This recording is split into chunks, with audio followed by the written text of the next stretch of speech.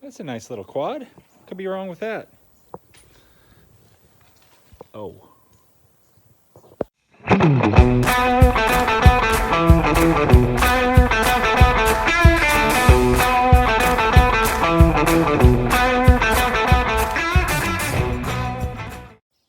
Hello my friends, and welcome to Tom's Tinkering and Adventures, the semi-formal edition. As you can see, I'm working on a little quad here today. This is a Honda TRX90, and this is another one of those, can't believe it's free items, but a friend of mine got this for free. And it looks pretty decent overall, except for the fact that someone took the engine apart and left it sitting open. Now, my friend got this, doesn't know a whole lot about it. Got it from a neighbor or something, and said they were riding it and it just quit, or it just blew up, or something along those lines. But started to take the engine apart and then let it sit like this for quite some time. Now, it's a story kind of similar to this Yamaha Rhino that I got. So since we don't really know the history of this thing, it doesn't make a lot of sense to put big money in here. I think I can get this thing going for about $100 for him. But we're gonna have to do some semi-immoral things to this engine. So if you're the type of person who is a 100% by the book and has to have everything exactly perfect and measured to the 100,000ths of an inch with your micrometer, maybe you don't want to watch this video. But if you want to see just how robust these old Honda air-cooled horizontal engines are, we're about to find out. We're going to see if we can get this thing going on the cheap. So let me bring it in here and we'll start stripping it down. Here's the engine parts I was given, stuff that's off of the bike, our quad. Here's our cylinder. Looks like it's been sitting outside. Here's our cylinder head, doesn't look a whole lot better. And here's what remains of a carburetor. Looks like it was taken apart and left apart.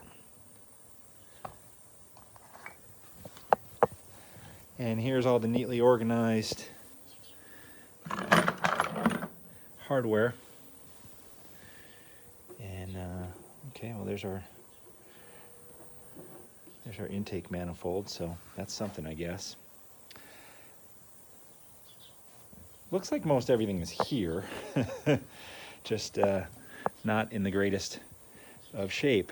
So I think what I'm going to do first is I'm going to pull this engine out of this quad. You can work on them in here, but we got some semi-shady stuff that we're going to have to do to this engine in order to put it together on the cheap. So I think removing it is going to be our best bet. Should be pretty straightforward. You got a mount bolt across here. There's one down there, and it's been a while since I've done one of these, but I think there's 4 underneath. I could send you under there. Good look. Let's do this. That's me. There we go. There's at least 2. This is kind of nice. All right, I'm gonna get those mount bolts out and we'll pull this engine out. So on our under the sea expedition there, or under the ATC expedition, there's only really one bolt that holds the bottom of this engine in. And in order to get this last bolt out right here, you have to take the side cover off, which you have to take off anyway to get the chain off. So, all that said and done, this thing has a very small electrical system, so just this one wire coming off of the engine, one plug, and then a male and a female. All right, let me see if I'm out of the way of the camera here. There we go. Engine is out. I was talking to a friend of mine a while back about not really enjoying Las Vegas because I'm not into gambling, but I am into gambling, just in a different way. I like to gamble on mechanical things, you know, buying motorcycles that don't run and trying to fix motorcycles and vehicles that don't run. So on this one, I'm going to take a gamble. These old Honda air-cooled horizontal engines, which have been basically the same from the 1940s well, maybe even the late 1950s, but at least from the 1960s up until today in the Honda Grom, which is the same basic engine architecture as this. They're pretty sturdy engines. And the fact that someone tore it down to this point, I'm gonna just make some assumptions and believe that the lower end is good on this engine.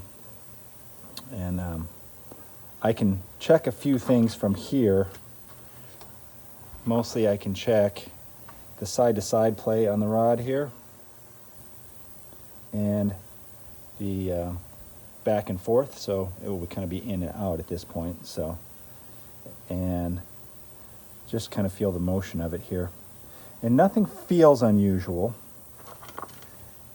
Turning the engine over like this, I don't feel any tightness in the bearings or any odd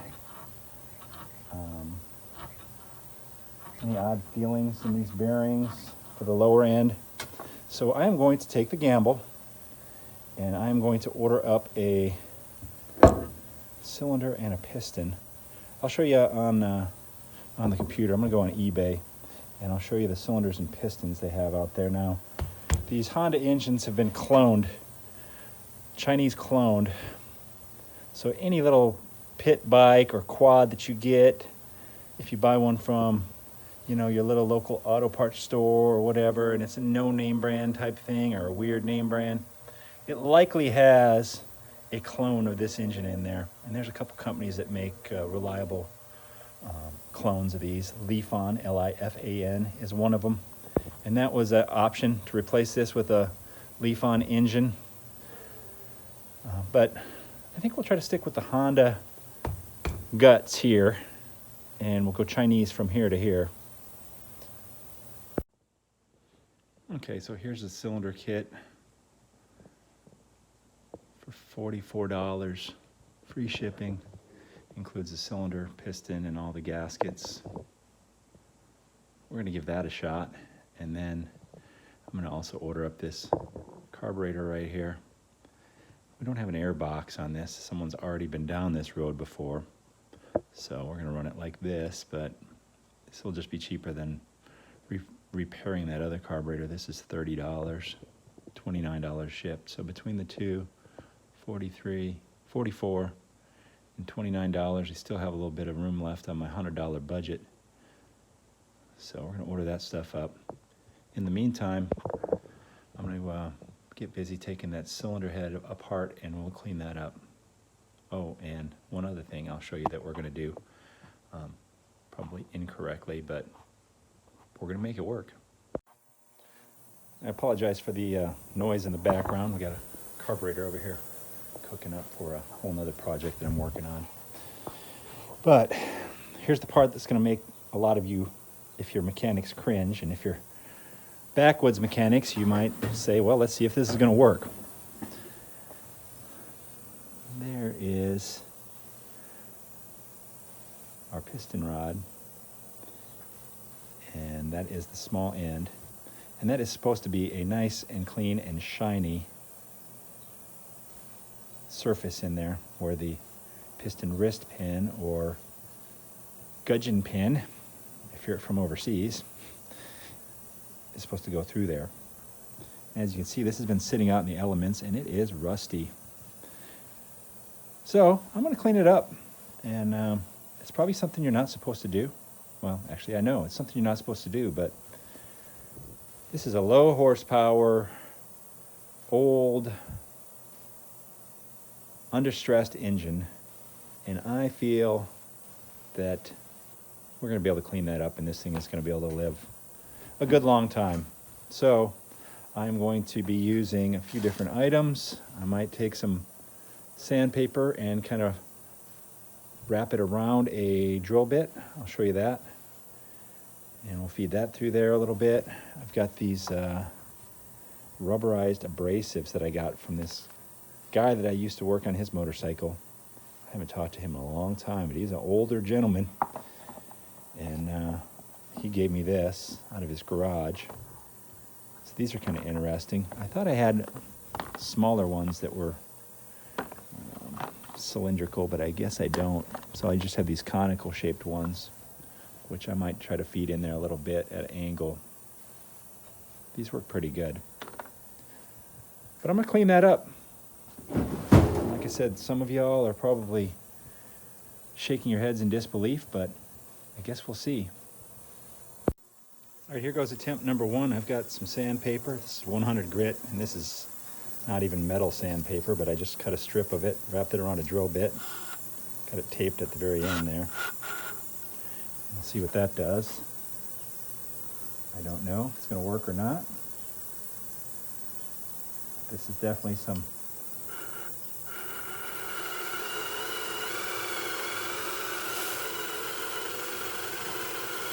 shade tree stuff here.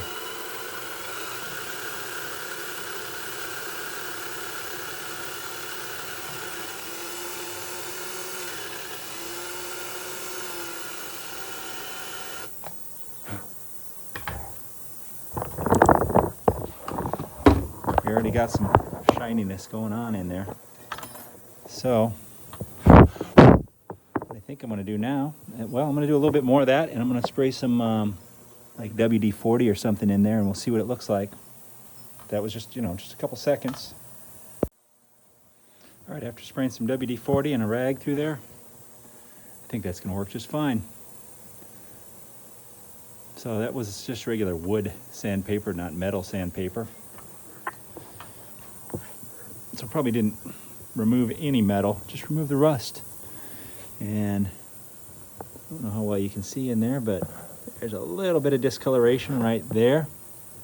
But other than that, it is shiny everywhere else. I'm gonna run it. Run it! We'll clean off this mating surface here. I haven't even ordered the parts yet, but we'll get that prepped up. And then I'm gonna seal this off and set it aside, and we will work on the cylinder head. Working on this little quad reminds me of all the times I hate picking up projects like this. I'd rather have a blown up vehicle than a blown up vehicle that someone started to take apart, because I'm certain that I'm going to be running into some questionable fasteners and stuff like that, but we'll get past that. So the way that this whole cylinder head works is the cylinder slides over these studs here this way. So you put your piston on, of course. We're going to put this all together later, but this slides over those studs, and then the cylinder head slides over the studs, and then the cam cover slides over the studs, and then the nuts go over here. A little bit different than a lot of engine designs, but obviously it works. So there's our rocker arms in there. Here's our cam cover, and this is where our upper cam sprocket goes. We're gonna have to figure all that out, how to time it. I'm sure there's a manual. There we go. And then this cover comes off of this side, and you can pull these rocker arms out. Sometimes these pull out easy. Yeah, that one pulled out pretty easy. Yeah, they both pull out pretty easy. So you just pull these pins out, and these rocker arms come right out like that. Boom and boom. And this looks like it's some sort of a decompression, probably. We'll guess that. I should probably label which one these are, intake and exhaust. So before we continue, I'll do that in case it gets confusing. Intake, exhaust. Intake, exhaust. All right, at this point we should be able to get this cam out, take a peek at it. All right, there's our cam. Got a little bit of surface rust right here.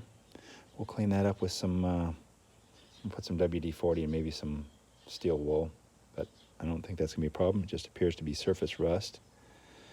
Bearings feel fine. The next thing we're gonna do is we're going to try to get these valves out of here, because look at the state of this thing here. So we're going to clean that all up. We'll pull that spark plug out as well. Looks like it's due. I believe I've shown this in a previous video, but if you're seeing this for the first time, here is my homemade valve spring compressor. It's a great big C-clamp with a socket, and it's been cut down a little bit. And what you need to do is to compress that spring and those, see that little split collar inside of there in the center? That's two little pieces. That's what holds the valve spring retainer and the valve spring in there. So using this top part holds the, around the outside on that valve spring retainer. And then you tighten this C-clamp down. Of course, you can go buy a valve spring compressor for about 20, 30, 40, 50 bucks, I don't know. But I've got this one. So we just tighten this up. That puts pressure down in there. Probably can't see it very good, I apologize. See if we can get some light in the subject for you. Boy, it's never good. There you go, you can see the two little retainers. I'll try to pop them out of there and show you what they look like.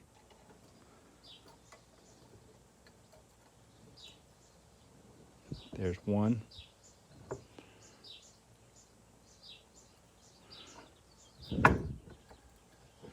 There's two. And now what you do is you let the spring off.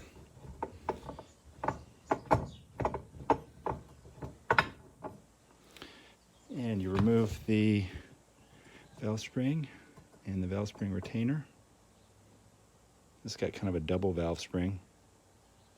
Kind of neat. And now we're going to try to push this valve out. And it's a little bit corroded in there. Let's see what we can do. All right, it's going to take a little bit of persuasion. I will give her a little tappy tap with the pliers in here. There you go, valve is pushing out.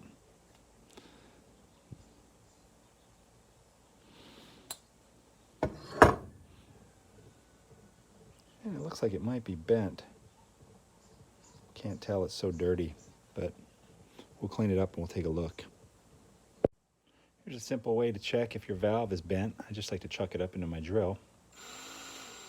Yeah, I would say that's pretty bent. We'll throw in the other one here just to show you. I removed this already.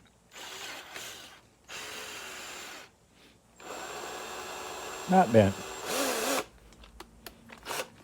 All right, so we know we need to order an exhaust valve. Oh, I'm sorry.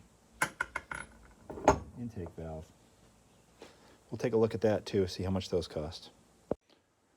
Some time ago, I got this piece of granite countertop off of a free site, and I use this to surface cylinder heads on small motorcycles like this. You can see all this crappy stuff on here, and I've just taped down this piece of sandpaper, and this is just, once again, it's that wood sandpaper, but it's going to work for now. I'm going to switch to some metal sandpaper after I knock off a chunk of this, but this is what I'm doing is I'm using this flat surface, nice and flat surface, and the abrasiveness here, and just go around in circles. Figure eights is best, actually. And it's going to take some time, but we should be able to clean all this up. It might not look amazing, but that's just a couple minutes right there. So what I'm going to do is I'm going to switch to some 400 grit, wet dry metal sandpaper, and I'll probably put down some WD-40. We'll probably have this all looking good. And I'm going to clean this all up with a wire brush. That's probably not perfect, but I think it's going to be a lot better. I cleaned up in here a little bit. As soon as I get the new valve, we will put some valve lapping compound in here, and we'll lap the valves in, both the old one and the new one. But now, we're to the Tom Petty part of this, where the waiting is the hardest part. So I'm going to get the parts on order, and I'll have to wait, but it'll just be a couple seconds for y'all.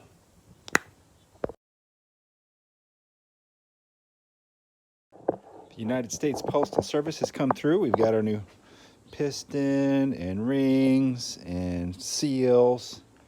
I bought both valves because they were pretty reasonable. I think it was $15 or something like that. New spark plug and gaskets, and there's our new cylinder. So let's get the rest of the engine up here and we'll start putting her together. As always, RTFM, read the freaking manual. When we put this piston assembly together, we're going to want to make sure our end gaps are correct for the rings. And you do that by placing the ring into the cylinder. I've already got one in there. Use your piston to press it in. This should get it in there nice and flush. And then, let's see, 0.004. So there's our end ring gap right there. And then you check the gap right there between the two ends of it.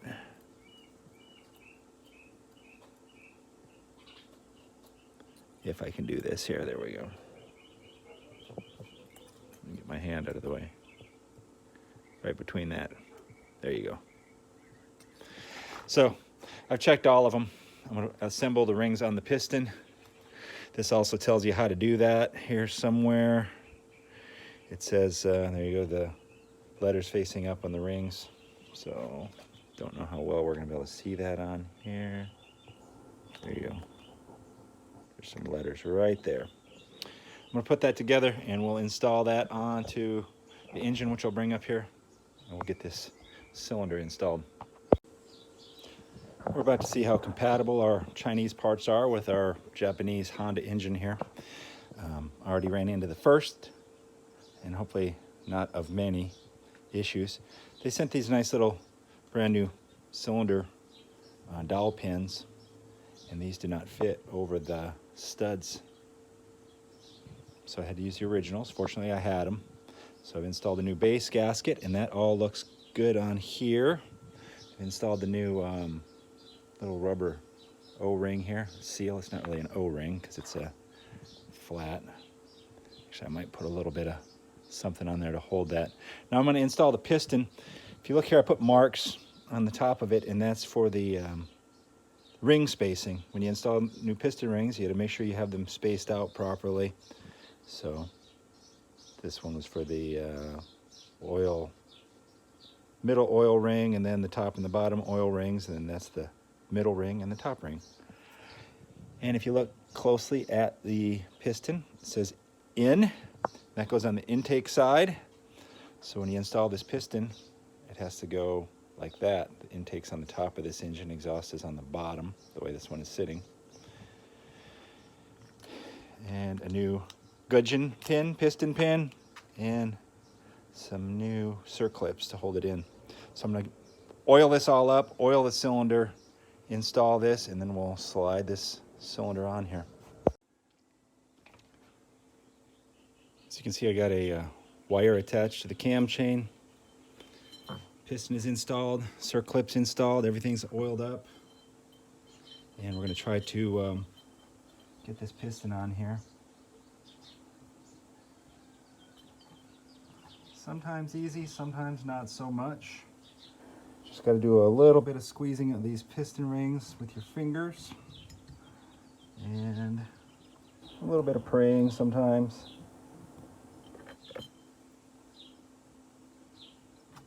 Even if you're not a religious person, prayer helps.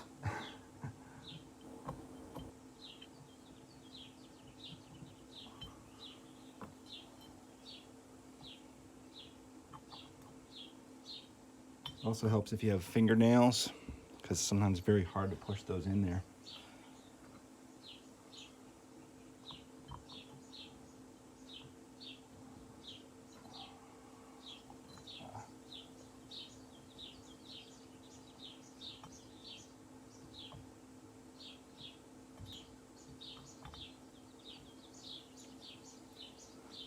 Another helpful hint is to find out where the gaps are on these piston rings. So you can kind of squeeze them together with your fingertips, like I said, your fingernails. So you got to have a little bit of pressure down on the cylinder while you squeeze these together.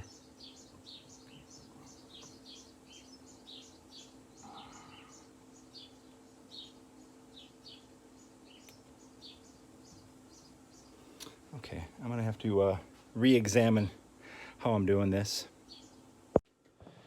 So if you're having trouble installing the piston in the way that I was showing you here, I've done this in the past.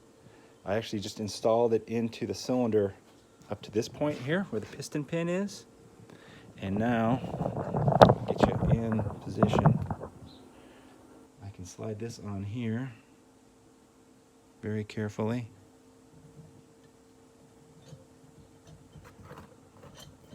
Feed this through.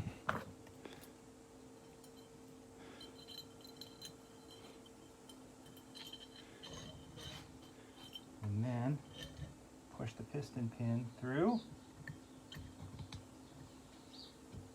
And all I have to do is put the circlip on the other side, and then we can push that all the way on. So, well, we've effectively done the same thing, but made it a little bit easier than struggling. Now that we got this cylinder fiasco installed, I've installed, there's a little rubber chain guide you got to install inside of here. This bolt on the side. There's a bolt here. I'm not going to tighten that up until we have pressure across this whole thing. I put the locator dowels in here and rubber seal and our gasket, and now we're going to attack the head. And since I'm installing new valves, we're going to lap those in.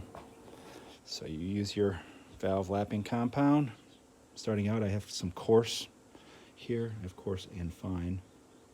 I'm just going to get a little bit on the valve face here. Probably way too much, but that's okay. Drop our valve in.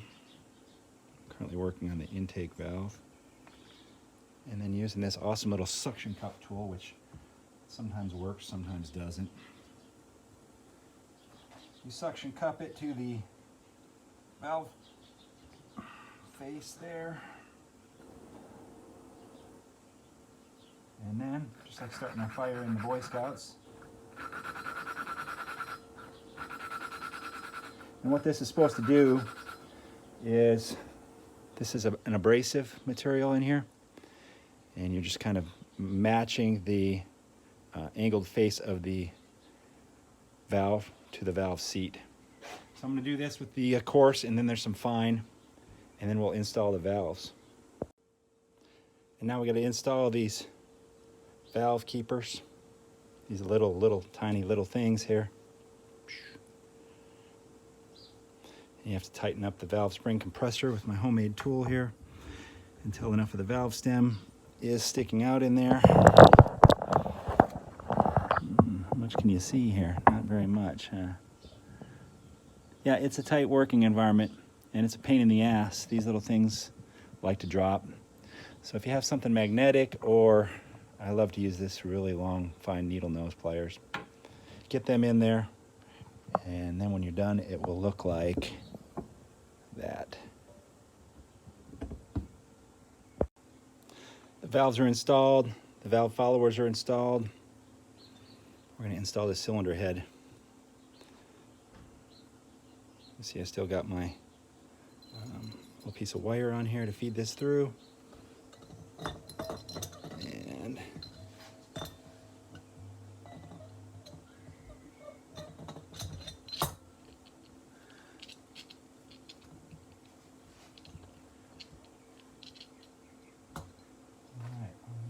get those in. There we go.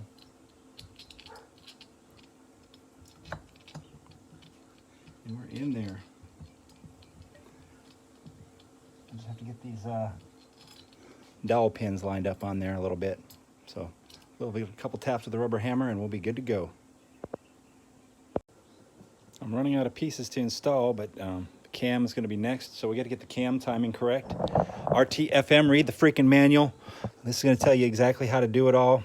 I had this side cover off, so I had to reinstall it.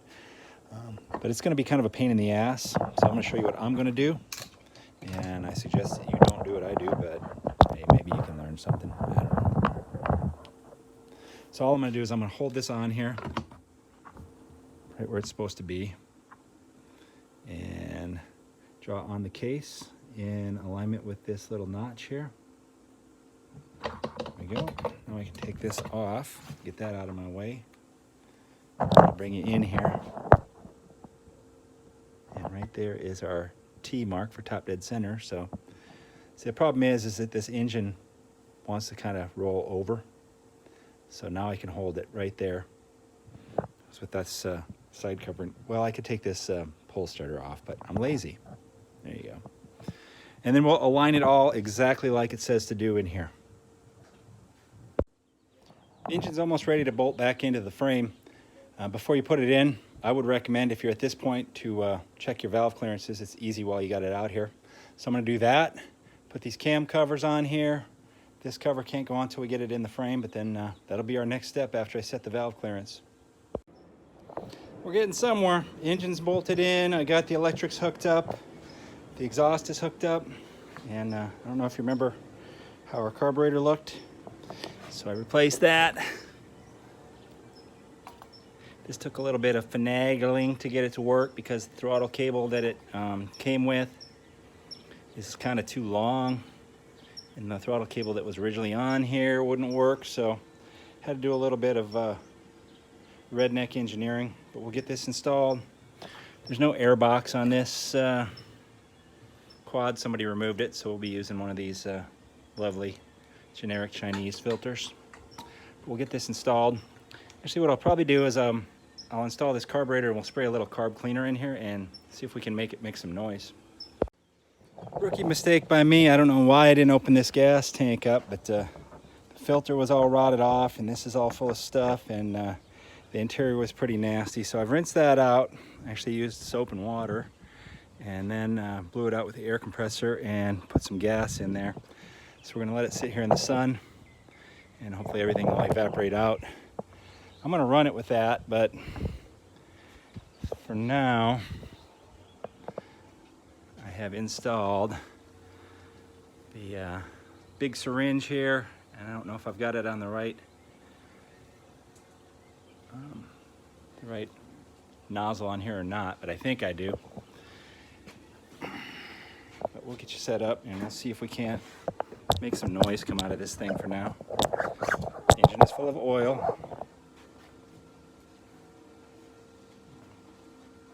Put a little bit of carburetor cleaner in here as well.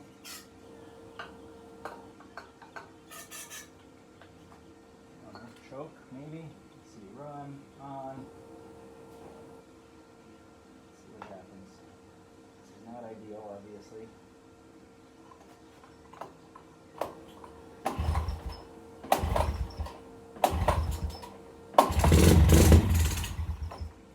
Hey, we got something.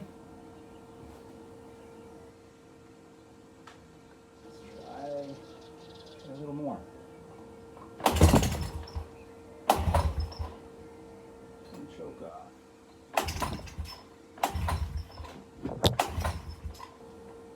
All right, well, we have some noise, so I'm going to see if I can't figure out, make sure we got this fuel connected properly and bring you on back. All right, I switched the hose to the lower one. I don't know how well you can see, but there's bubbles going up in here, so the float bowl is filling up. And then let's see what we got.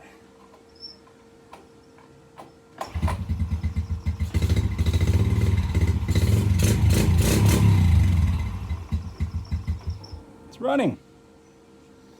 No complaints there. Okay, done a little bit more messing around with stuff here, and I think I got a pretty good combination going here.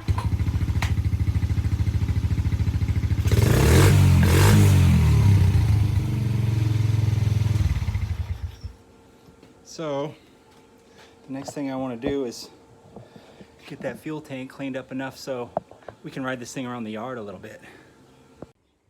Well, let's see if it moves under its own power. I stuck that old fuel valve in there and it's still kind of a mess, but we're running one pull. Let's see. You got to shift up into first.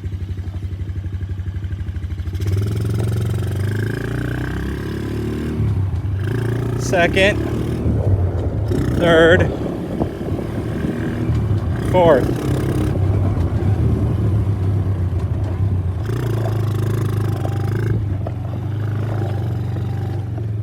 Oh, look at that. We got a big bird over here. Let's go check him out. See him?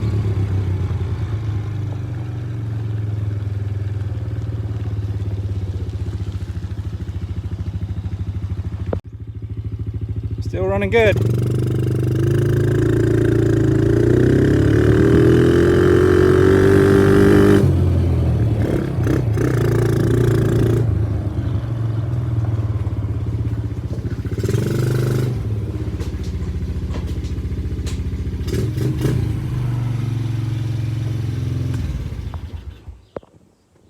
Solid test drive. All right, the last thing I need to do now then is order that filter, and this back tire leaks, so I'm going to put some slime in there. So I guess I'll hop on the computer, get that ordered, and then we'll show you what it looks like all back in one piece. After a little closer look at this tire, found a nail, and we put a string repair in there, and it's been holding. And I got some filters installed on the fuel lines. Let's see how she does. We're stone cold.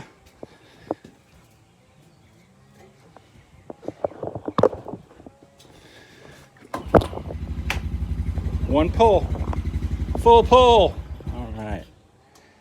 And all the body work is on. I'm missing a couple of these little plastic bits, but those are something you can pick up at the auto parts store. I need 1, 2, 3. 1 for the other side, 2 for this front piece. There's a couple others missing, so probably about 5. Give it a little spray, and it turned out pretty nice. Nice little machine. And pretty much anything I did on that engine is going to be very similar for Trail 90, Trail 110, Trail 70,